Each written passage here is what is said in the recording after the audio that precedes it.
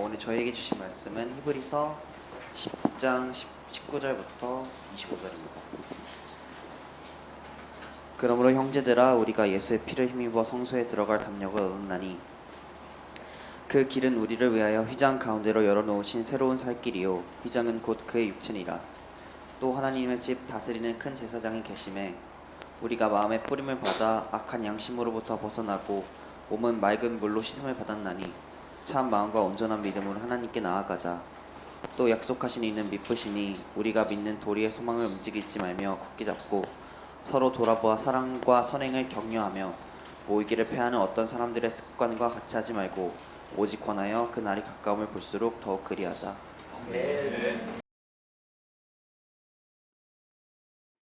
오늘 본문 말씀은 히브리서 전체 본문 말씀을 두고 생각해 볼 때에 전반전과 후반전으로 나눌 때에 후반전이 시작되는 본문이 바로 히브리서 10장 19절에서 시작됩니다. 이런 의문을 가질 수 있습니다. 우리 청년들이나 우리 학생부 중에서 목사님 장이 변하지 않았는데 내용이 변한다고요? 네. 성경에 기록된 이 장과 절은 어떤 의미가 있긴 하지만 여러분들이 생각하는 것보다 그렇게 더 심각한 의미는 있지 않습니다. 내용이 때로는 장과 절을 구별하지 않고 시작될 때가 있습니다. 오늘 본문 기록되기 전까지 히브리서에는 주로 이론적인 내용들이 많이 기록되어 있었습니다. 그러나 오늘 본문부터는 보다 실제적인 내용들이 조금 이제 행동 지침들과 같은 내용들이 기록되어 있습니다. 제가 히브리서 전반부를 간략하게 말씀드리겠습니다. 히브리서 전반부는 여러분이 다 아시다시피 그 전체 내용을 단 한마디로 요약하라 그러면 예수 그리스도가 우리의 유일한 구원자이시다. 그것이 이론적인 내용의 핵심입니다. 그러면서 히브리서 기자는 여기에 대한 내용을 보다 좀 정확하게 알려주기 위해서 몇 가지 비교 대상들을 정했습니다. 예를 들어서 첫 번째로 언급됐던 비교 대상은 유대인들이 좀 신적인 존재와 비슷하게 취급을 하는 천사들을 내세웠습니다. 그러나 성경은 천사라는 존재는 창조주이신 예수 그리스도와는 도저히 비교할 수 없는 천사 또한 피조물에 불과한 존재임을 명확하게 밝혔습니다. 두 번째로 언급했던 대상은 유대인들이 사람 가운데 가장 위대한 인물이 누구인가 한 사람을 뽑으면 바로 위대한 지도자 모세를 뽑았습니다. 그러나 히브리서 지자는 모세 역시 하나님의 집에서는 종에 불과한 하나님의 아들이신 예수님과는 도저히 비교할 수 없는 대상이라고 말했습니다. 세 번째로 언급되었던 대상은 사람이 아니라 유대인들이 목숨처럼 지키려고 했던 바로 율법입니다. 지금 계속 저희들이 묵상하고 있는 부분이 율법, 성막에 관한 부분인데 이들은 자신들이 그 율법이나 제사를 잘 지키면 구원에 합당한 자가 될 수 있다는 믿음을 가지고 있었습니다. 그러나 율법을 아무리 잘 지켜도 절대 그 어느 누구도 구원받을 수 없다는 사실은 성경에 명확하게 명시되어 있습니다.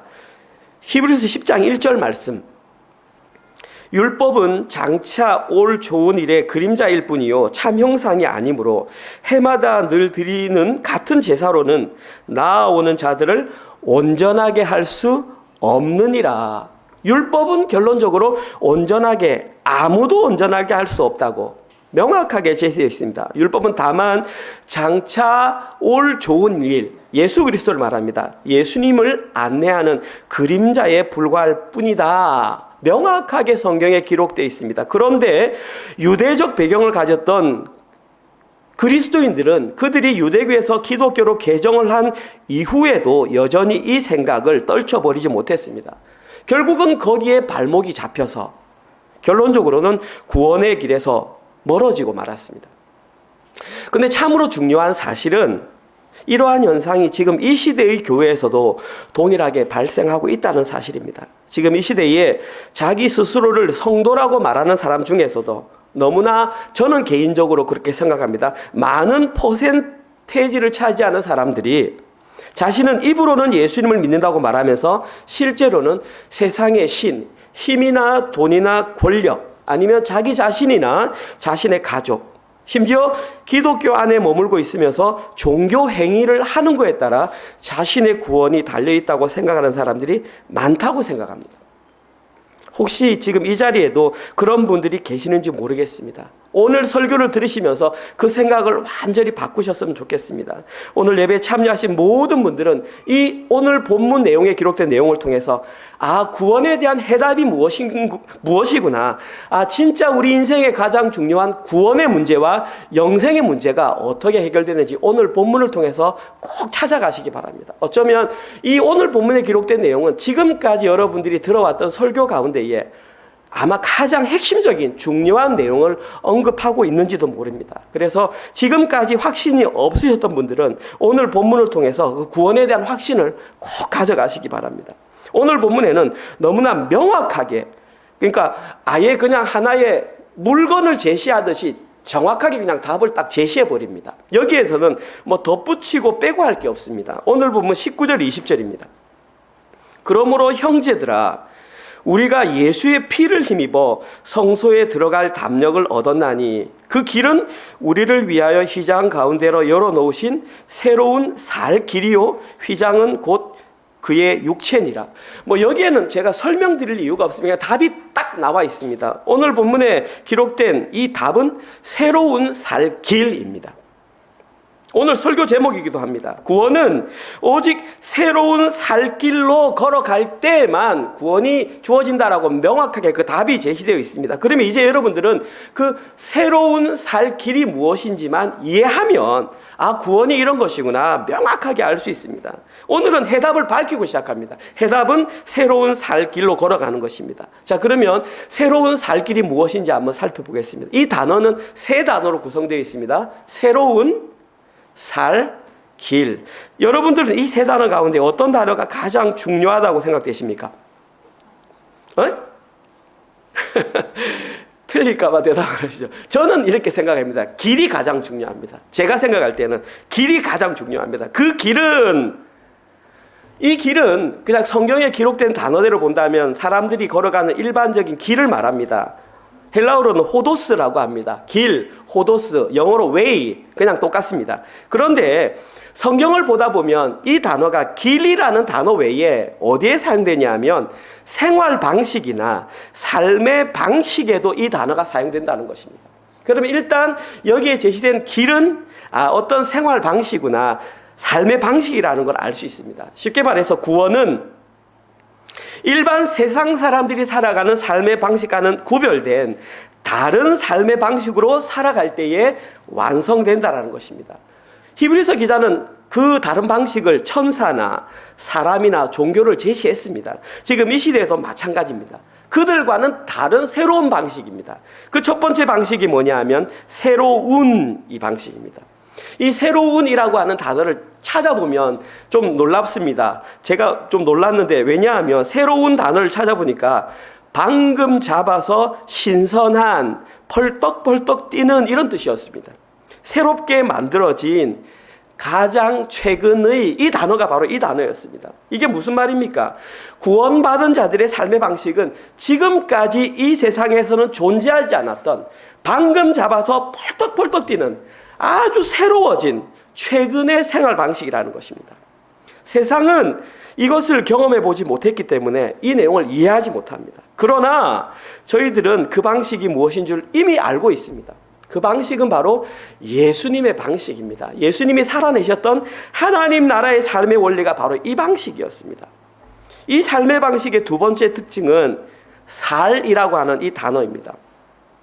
이 살이라고 하는 단어는 살다 혹은 살아있다라고 하는 단어의 현재형입니다. 여러분들이 많이 들어보셔서 알겠지만 헬라어에서 현재형에는 계속과 진행의 의미가 있습니다. 그래서 그걸 원어에 맞춰서 해석을 하면 계속해서 사는 아니면 계속해서 살아있는 이런 뜻입니다. 이제 이 세 단어를 합치면 이제 딱 그 답이 나옵니다. 구원받은 자들이 살아가는 삶의 방식이 무엇인가? 새로운 살길이다. 그 새로운 살길은 지금까지 사람들이 단 한 번도 살아보지 못했던 펄떡펄떡 뛰는 완전히 새로운 삶의 방식을 지금 이 시대에 어떤 사람들이 현재 그 방식으로 살아가고 있는 방식을 말하는 것입니다. 성경은 진짜 구원받은 사람은 반드시 이러한 삶의 방식으로 살아가게 되어 있다고 여러 차례 밝히고 있습니다. 근데 중요한 핵심 사항 한 가지. 나는 그렇게 살고 있다라고 생각하는데 빠지면 안 되는 한 가지 19절에 나와 있습니다. 그것은 바로 내 몸에 19절입니다. 14절. 형제들, 우리가 예수의 피를 이니까 예수의 피를 가지고 있는지를 확인해 보아야 합니다. 예수의 피를 제외하고 내가 아무리 세상에서 제시하는 어떤 새로운 방법을 한다 할지라도 그것은 구원의 길이 아니라는 것입니다.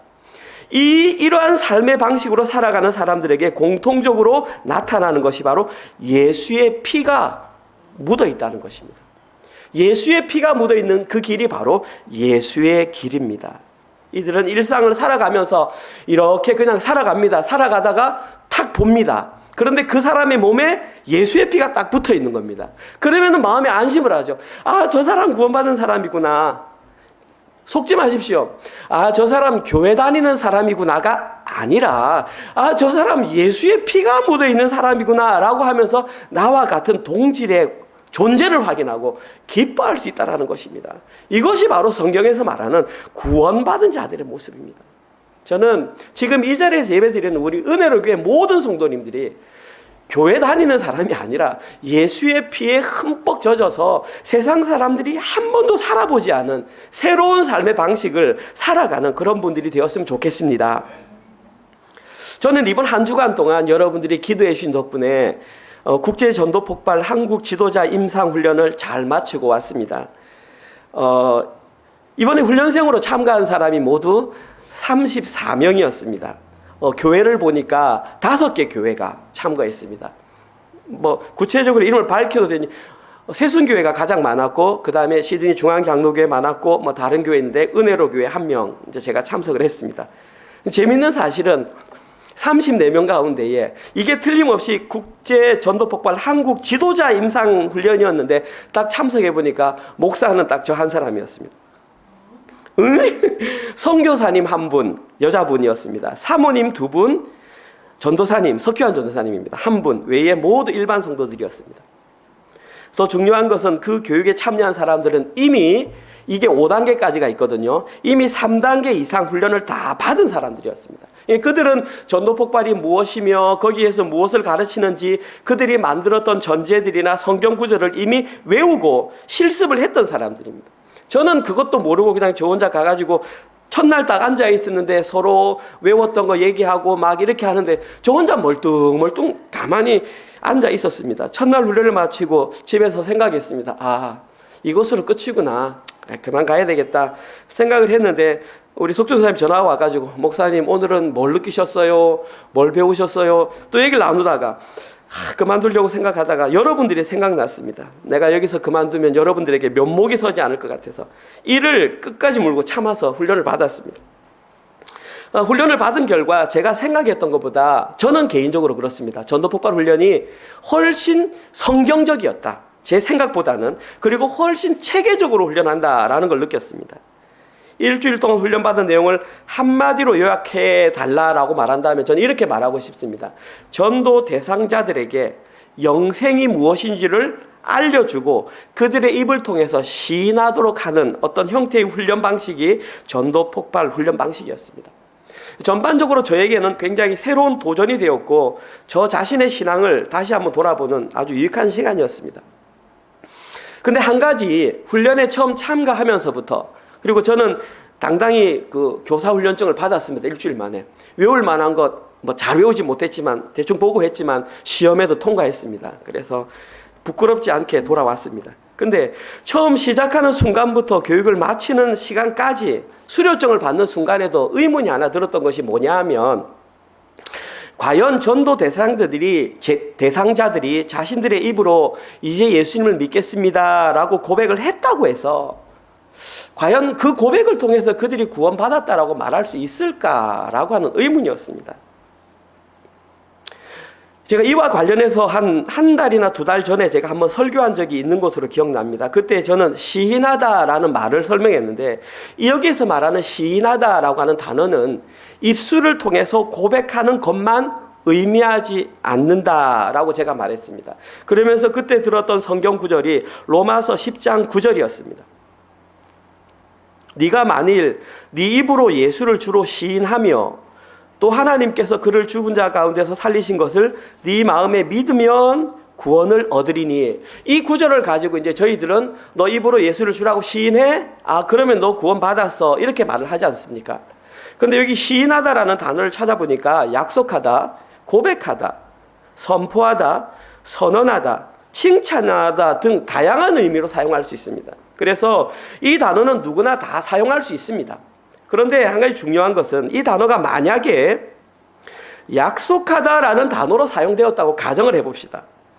만약에 약속하다라는 단어로 사용되는데 거기서 내가 시인하다라는 말을 했다면 이 약속이 사실이 되기 위해서, 다시 말해서 내가 시인했던 것이 참이 되기 위해서는 반드시 그 약속을 두 사람 간에 이행을 할 때에 그 시인은 효력이 발생하는 것입니다. 내가 아무리 내 입으로 고백한다, 시인한다 말해도 실제 약속을 지키지 않으면 그 약속은 효력을 발생하지 않는, 무효라는 사실입니다.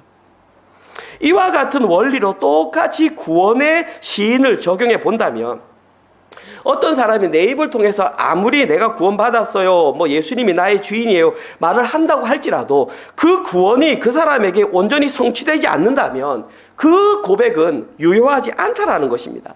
쉽게 말해서 구원이 실제로 실현되지 않은 상태에서 아무리 그 사람의 입으로 나 구원받았어요, 나는 예수님의 자녀예요 말을 한다고 할지라도 그 구원은 그 사람과 관계 없다라는 사실입니다. 그러니까 이 자리에 앉아 있어서 전부 나 예수 믿어요라고 말한다 할지라도 그 구원이 여러분에서 구체화되지 않는다면 여러분들은 구원받은 자들이 아니라는 사실입니다. 많은 사람들이 착각하면서 나 그냥 교회 다니고 예수 믿어요 하니까 구원받았다라고 생각을 한다는 것입니다. 그러면 이 고백이 구원과 직접 연관되기 위해서는 어떻게 해야 할까요? 고린도전서 12장 3절에 이렇게 나와 있습니다. 중요한 말입니다. 그러므로 내가 너에게 알리노니 하나님의 영으로 말하는 자는 누구든지 예수를 저주할 자라 하지 아니하고 또 성령으로 아니하고는 누구든지 예수를 주시라 할 수 없느니라. 여기에 보시면 성령이 아니고는 누구든지 예수를 주시라 할 수 없다라고 했습니다. 이것이 의미하는 것은 어떤 사람에게 구원이 온전히 실현되기 위해서는 그 사람에게는 반드시 성령님이 증인으로 아니면 성령님의 동행하심이 있을 때에만 그 구원이 확실해진다는 것입니다. 그런데 많은 사람들은 이 구절의 의미를 반대로 이해하고 있습니다. 어떻게 이해하냐면 내가 내 입을 통해서 예수님을 믿어요, 예수님이 나의 주인이에요 말을 했기 때문에 성령님이 지금 내 옆에 있다라고 그렇게 생각한다는 것입니다. 그러나 이 내용은 그런 내용이 아닙니다. 완전히 반대의 의미입니다. 이 구절의 의미는 성령님이 함께 동행한 그 사람이 고백한 고백만 진짜 고백이 된다는 것입니다. 그러면 이제 우리의 고백이 성령님이 동행한 고백인지를 확인해 봐야 된다는 것이죠. 여기에 가장 좋은 예가 뭐냐 하면 그 유명한 베드로의 신앙 고백입니다. 베드로는 가이사랴 빌립보라고 하는 이방 신상이 있는 그곳에서 가장 위대한 신앙 고백을 했습니다. 다 아시는 구절 마태복음 16장 16절 다 외우지 않습니까? 시몬 베드로가 대답하여 이르되 주는 그리스도시요 살아계신 하나님의 아들이시니이다. 너무나 위대한 고백 아닙니까? 베드로는 자신의 입술로 보십시오, 예수님이 그리스도시요 하나님의 아들이라고 확실하게 고백했습니다. 예수님이 주와 그리스도다. 심지어 예수님께서는 이 고백에 네 고백을 잘했다라고 칭찬까지 해주셨습니다. 그러나 이 고백 자체는 너무나 위대한 고백이었지만 이 베드로의 고백에는 구원이 포함되어 있지 않았다는 사실입니다. 베드로의 고백이 구원의 효력을 발휘하기 시작한 것은 사도행전 2장 성령 강림 사건 이후라는 사실입니다. 베드로의 신앙 고백은 진짜 구원된 관련된 시인이 되었던 것은 바로 그때였습니다. 이때부터 베드로는 완전히 다른 사람으로 변해서 입술의 고백이 아니라 삶의 방식의 고백으로 완전히 성령께서 증인된 그런 고백을 했다는 것입니다. 이때에 베드로가 성령에 충만하여 고백을 했을 때에 한 자리에서 3,000명이 그대로 무릎을 꿇고 우리가 어떻게 하여야 예수를 믿을 수 있는가라고 주께로 돌아오는 역사가 있었습니다. 그리고 이러한 내용은 비단 베드로에게만 있었던 것이 아닙니다. 바로 지난주에 저희들이 이 자리에서 들었던 설교 본문에도 정확하게 나와 있습니다. 지난주 설교 제목을 기억하시는 분 계십니까? 지난주 설교의 제목은 어린아이와 장성한 자에 관한 내용이었습니다. 어린아이의 모습을 지난주 본문에는 이렇게 표현하고 있습니다. 히브리서 6장 1절에서 5절입니다. 그러므로 우리가 그리스도의 도의 초보를 버리고 죽은 행실을 회개함과 하나님께 대한 신앙과 세례들과 안수와 죽은 자의 부활과 영원한 심판에 관한 교훈의 털을 다시 닦지 말고 완전한 대로 나아갈지니라. 하나님께서 허락하시면 우리가 이것을 하리라. 한번 빛을 받고 하늘의 은사를 맛보고 성령에 참여한 바 되고 하나님의 선한 말씀과 내세의 능력을 맛보고도, 이 모든 것이 기록된 것이 어린아이의 표현입니다. 여기에 보시면 6가지의 종교 행위와 5가지의 신앙생활 모습이 기록되어 있습니다. 먼저 6가지 종교 행위, 제가 말씀드렸죠. 회개, 하나님에 관한 신앙, 세례, 안수, 부활, 심판. 5가지 신앙생활은 빛을 받음, 말씀을 받음, 하나님의 은사를 맛봄, 성령에 참여한 바 됨. 놀랍지 않습니까? 선한 말씀을 맛봄, 내세의 능력을 맛봄, 죽은 이후에 어떠한 삶이 있는지를 맛봄. 이 모든 것을 맛본 사람, 이것을 하면서 그들은 얼마나 수도 없이 많은 시인을 했겠습니까? 세례받을 때 당연히 시인했을 것이고, 내가 성부와 성자와 성령의 이름으로 세례를 주노라. 아멘.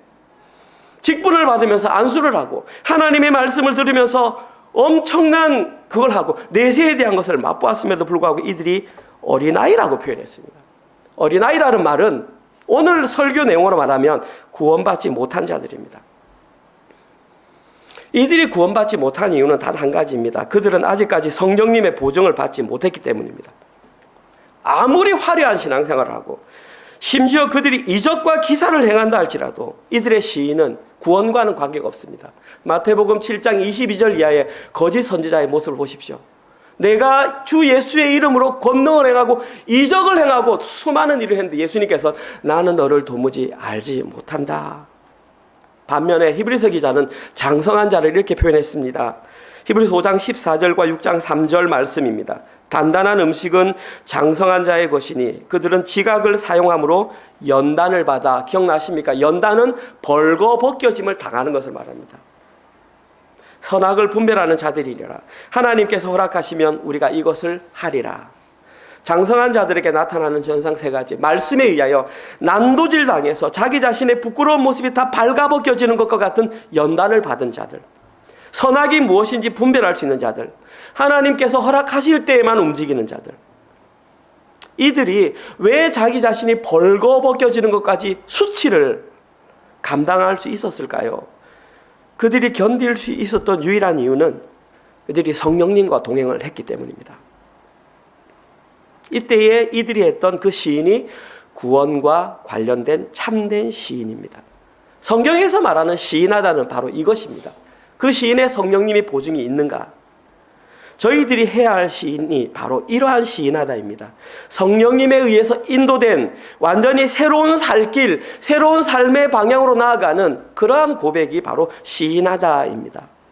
따라서 저희들이 누군가에게 전도를 하고 영생을 전하고 구원을 전할 때, 복음을 전해 주었을 때에 이런 시인하는 것까지 안내했을 때에 그들에게 구원이 이루어졌다고 말할 수 있는 것입니다.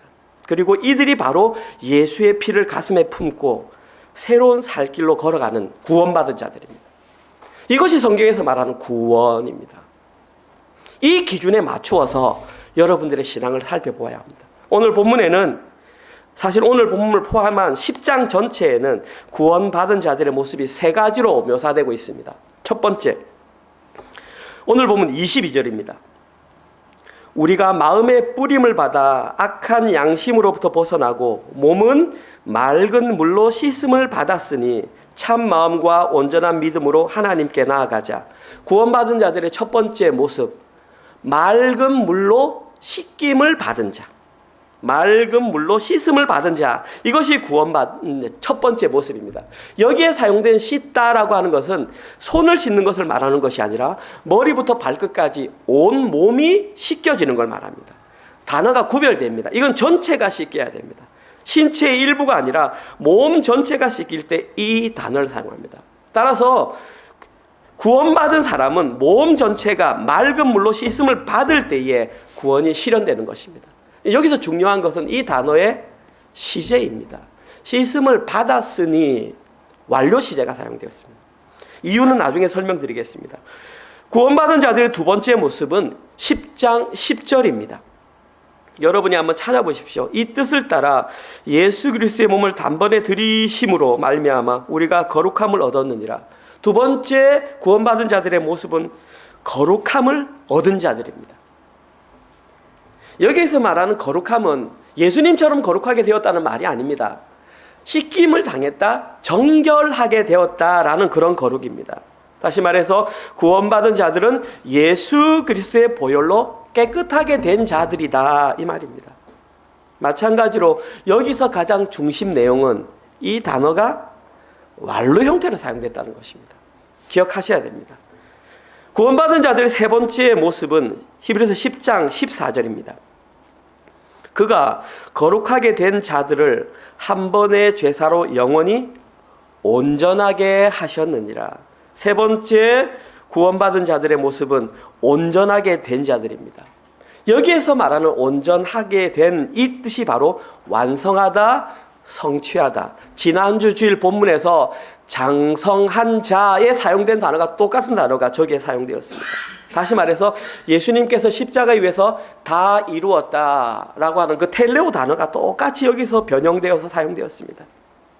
구원받는 자들은 하나님께서 원하시는 어떤 완성의 분량까지 다 채워졌다, 성취되었다 이 말입니다. 물론 그 성취됨은 우리의 행함이 아니라 예수 그리스도의 십자가 사건으로 완성이 되었던 십자가 공로입니다. 여기에서 사용된 온전하게 하셨다라는 단어 또한 완료형입니다.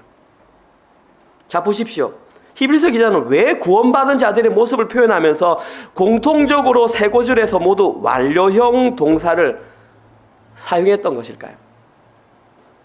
그것은 구원이 우리가 죽으면 먼 미래에 일어날 일이 아니라는 사실입니다. 구원은 이미 완료되었다는 사실입니다. 구원은 우리가 죽거나 이 세상을 떠날 때 실현되는 것이 아니라는 사실입니다.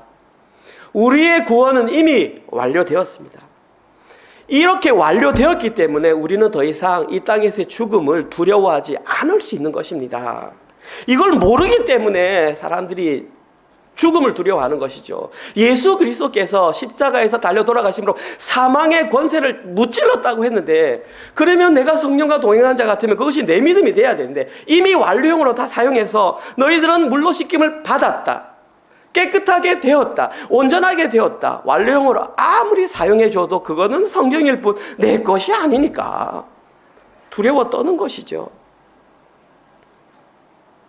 세상 사람들은 이 내용을 아무도 알지 못합니다.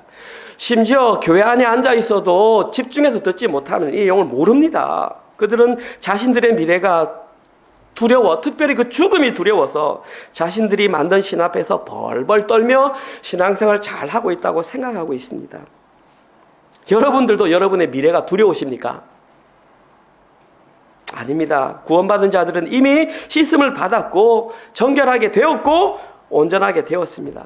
이제는 두려워할 필요가 없습니다.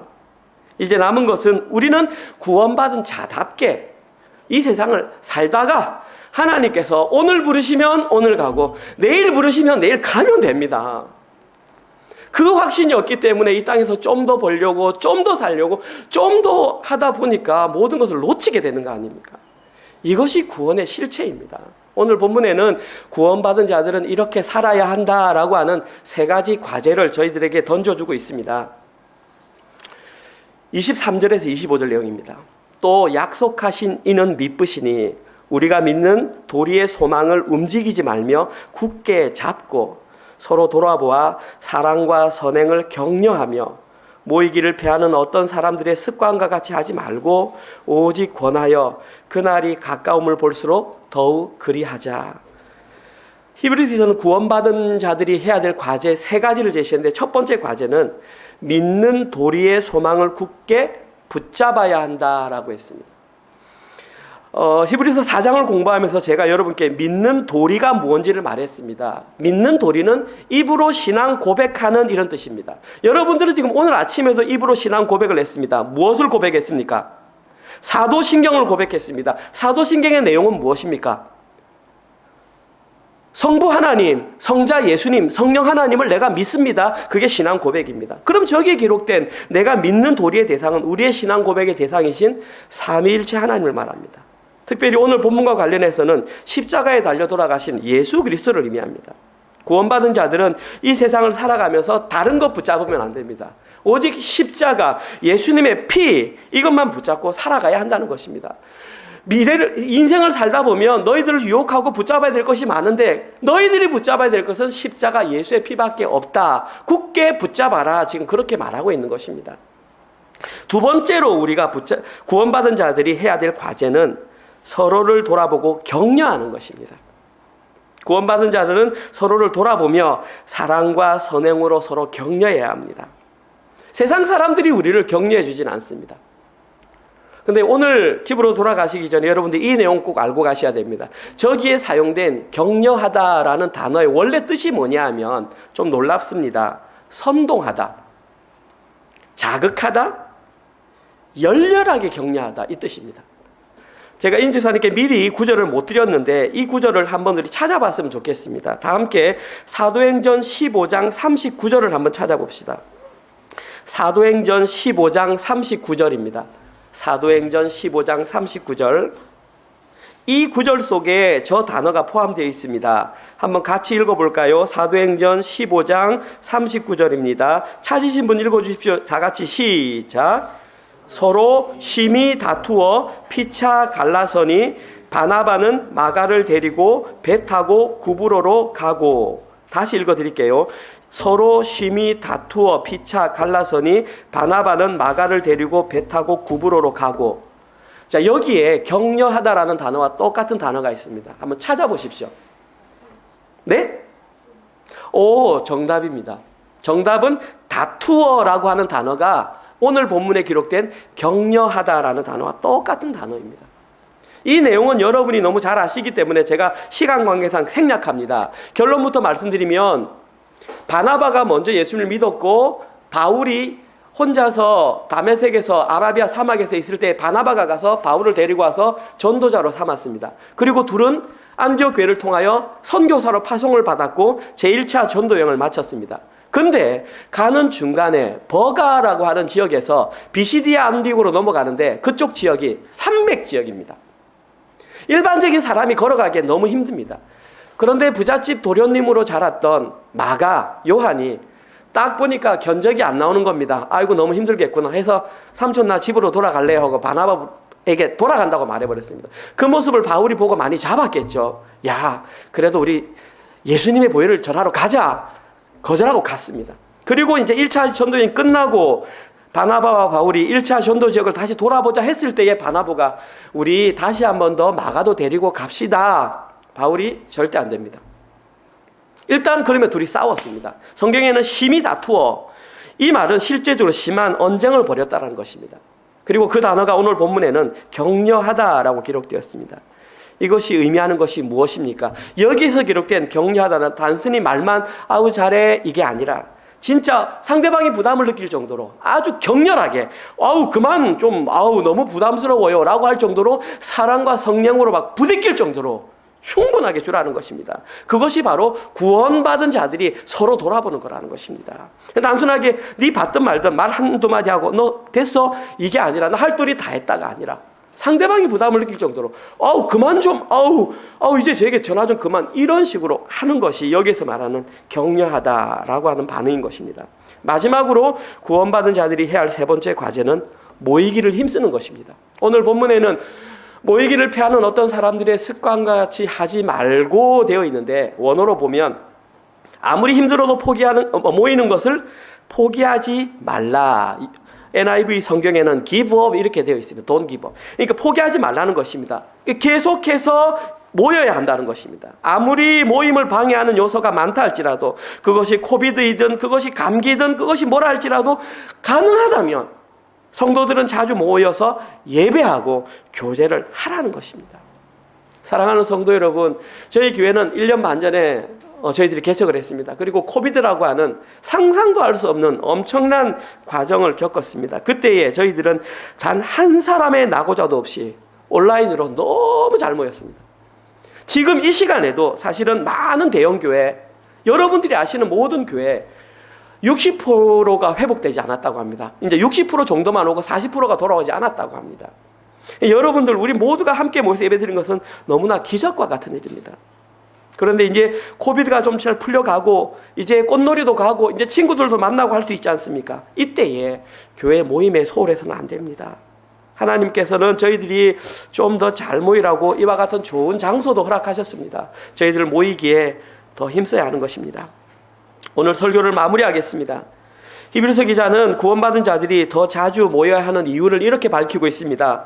오직 권하여 그날이 가까움을 볼수록 더욱 그리하자, 이렇게 되어 있습니다. 여기서 말하는 그 날은 성경의 다른 모습으로 많이 기록되어 있습니다. 주의 날, 그리스도의 날, 인자의 날, 하나님의 날, 진노의 날, 구속의 날, 여호와의 날, 심판의 날이 가까울수록 더욱더 그리하자라는 것입니다. 한 가지 재미있는 사실은 여기에 기록된 가까움을 볼수록이라는 단어의 시제가 현재형이라는 것입니다.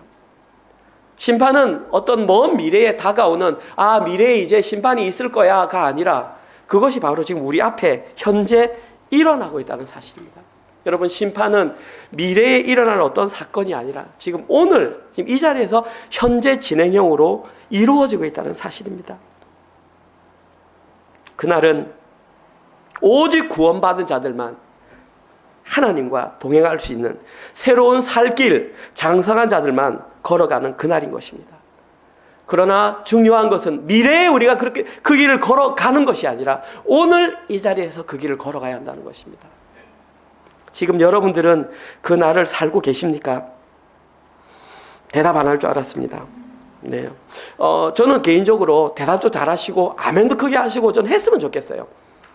이 교회가 고신측 교회 맞나 싶을 정도로 기도도 뜨겁게 하고 아멘도 하고 찬양하다가 좀 표현도 하고 좀 일어쓰고 좀 그랬으면 좋겠어요. 그래 우리 아이들이 배우지. 너무 우리 착하신 것 같아요. 네. 네. 대답하셔도 됩니다. 만약에 그날을 살고 계시다면 오늘 본문에 기록된 3가지 과제를 꼭 수행하시기 바랍니다. 주변 환경에 흔들리지 마시고 예수님의 피를 꼭 붙잡고 살아가십시오. 둘째, 서로 돌아보며 상대방이 불편함을 느낄 정도로 격렬하게 격려해 주십시오. 세 번째, 모임이 있을 때마다 적극적으로 참여해 주십시오. 구원받은 자들은 구원받은 자들의 얼굴을 볼 때에 참된 평화와 위로를 얻을 수 있습니다. 제가 늘 말씀드리는, 한 달째 계속 말씀드립니다. 오직 이들만이 반대 정신으로 살아갈 수 있습니다. 세상 사람들은 반대 정신으로 살아가는 사람을 미친 사람이라고 합니다. 그러나 저희들은 그 길을 걸어가야 할 자들입니다. 때로는 눈에 보이는 어떤 나의 자존심, 나의 상황이 사라진다 할지라도 그것으로 인해 기뻐할 수 있는 자들, 내가 누려야 할 분량, 몫이 좀 적어진다 할지라도, 어떤 내가 조금 더 직장에서 손해본다 할지라도 그것을 통해서 실망하지 않을 수 있는 자들, 그 자들이 바로 반대 정신으로 살아가는 자들입니다. 저도 알고 있습니다. 너무 어렵습니다. 하지만 저희들은 그렇게 걸어가야 합니다. 왜냐하면 저희들이 바로 구원받은 자들이며 새로운 살 길로 오늘을 살아갈 자들이기 때문입니다. 오늘 이 자리에 참여하신 모든 분들이 그런 분들이 되시기를 주님의 이름으로 축원드립니다. 아멘. 하나님 감사합니다. 오늘도 저희들에게 귀한 말씀으로 아버지 구원의 길이 무엇인지 알려주시니 참으로 감사합니다.